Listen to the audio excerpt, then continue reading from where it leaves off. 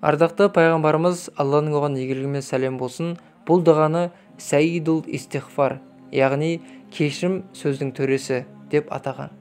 Өйткені бұл дұға құлдарының тәубесін қабыл етуші, ерекше мейірімді Алладан кешірім сұрағанда айтылатын ең ізгі сөздерді қамтыған. Сонымен қатар сүйікті пайғамбарымыз кімде-кім мына дұғаны шынайы сеніммен таңертең оқып, сол күні кешке жетпей дүниеден озса, жұмаққа барады. Сондай-ақ кімде-кім шынайы сеніммен кешке оқып, таңға жетпей көз жұмса, ол да жұмақта болады деп, осы дұғаны аузынан тастамай оқып жүретіндерді сүйіншілеген болатын.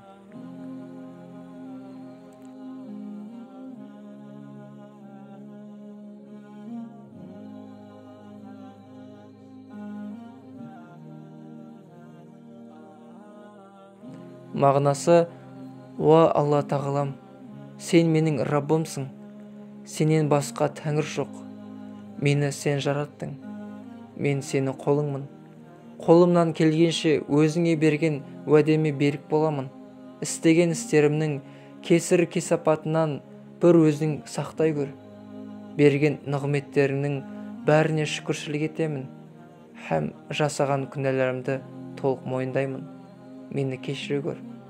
Шынында күнәларды өзіңнен басқа ешкім кешіре алмайды.